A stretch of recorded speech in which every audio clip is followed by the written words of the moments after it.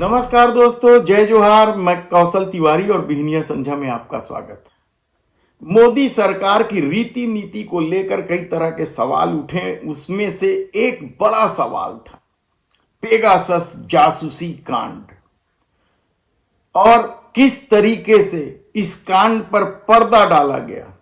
29 मोबाइलों की जांच हुई थी, जिसमें 5 में पेगासस पाए जाने की खबर भी सामने आई। बात यहां तक आई कि जब मामला कोर्ट में पहुंचा तो सरकार सहयोग नहीं कर रही है, इसलिए इस मामले की जांच आगे नहीं बढ़ पा रही है। ऐसे कितने ही सवाल आए और सरकार जासूसी करने से इनकार करते रही, जबकि जिन 300 लोगों की जासूसी की बात सामने आई थी उसमें दो केंद्रीय मंत्री थे। अश्वनी वैष्णव और रविशंकर प्रसाद के भी मोबाइल नंबर सामने आए थे। इसके अलावा विपक्ष के नेता, जज, एक्टिविस्ट, पत्रकार, कई तरह के लोगों के नाम आए थे।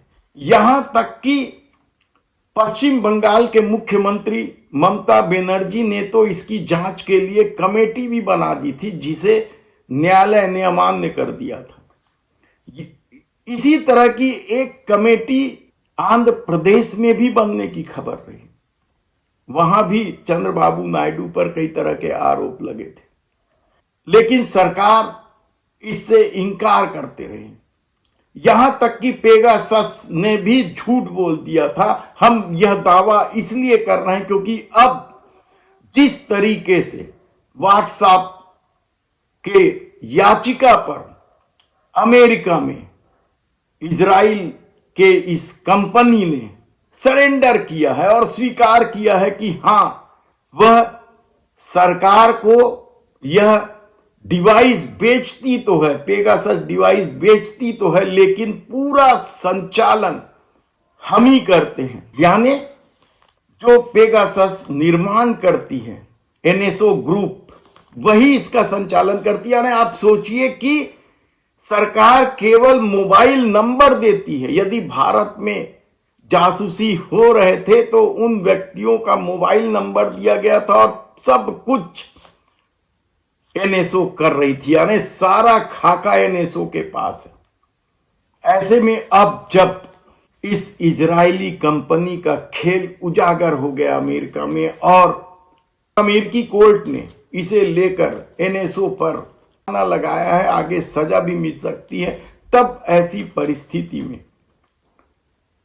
क्या भारत में एक बार फिर पेगासस का जिन्न बाहर आएगा? यह मामला एक बार फिर तूल पकड़ेगा? क्योंकि सरकार तो इनकार करती रही है, मामला कोर्ट तक गया, सरकार जांच में सहयोग नहीं कर रही थी, कई तरह के मामले थे, लेकिन अमेरिका में जो कुछ हुआ वह कम चौंकाने वाला नहीं है। व्हाट्सएप ग्रुप का दावा था कि अप्रैल 2018 से मई 2020 के बीच एनएसओ ने पेगासस के जरिए व्हाट्सएप को हैक करके डाटा की चोरी की है। और इस पूरी सुनवाई में जिस तरीके से पेगासस ने स्वीकार किया है, हालांकि भारत में इनकार कर दिया था, लेकिन वहां अमेरिका के सामने उनकी एक नहीं चली और अब यह मामला